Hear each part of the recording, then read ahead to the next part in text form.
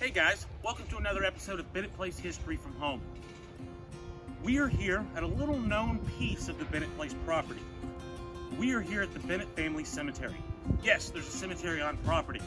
You might not have seen it when you were here around the house or where the generals met and the Bennetts lived, but this is on part of the historic 189-acre property.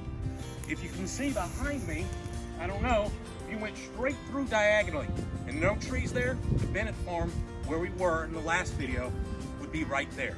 This would be open farm fields. Again, 189 acres of it, so that you would have easily been able to see the house from the cemetery or vice versa.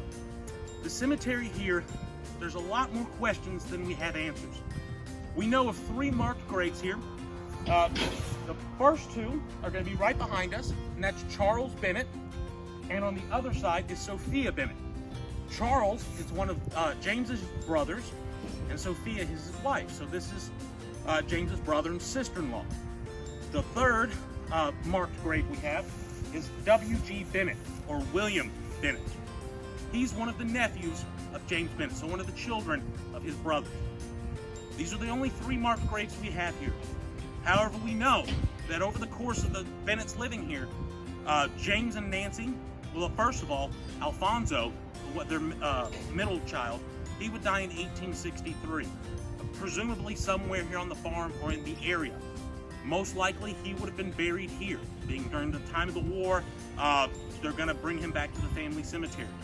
There's no record indicating he's anywhere else, so again, he's probably in one of the numerous unmarked graves we have, denoted by footstones and headstones with no names on them.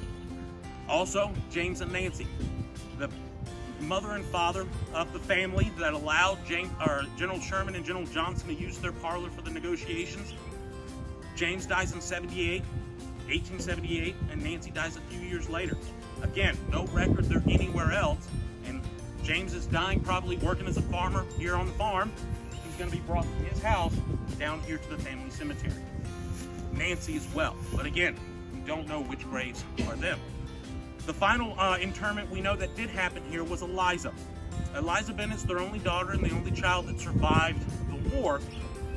She will be buried here for a little bit. She's initially interred here. However, a few years later, her son, Joseph Johnston Duke, or JJ as they called him, would actually get the permission and have her reinterred from here and placed in Maplewood Cemetery, where she's still laid to rest today, and he's buried right next to her. So again, an interesting little piece of the Bennett farm. More questions than we have answers of it, but again, an important piece nonetheless.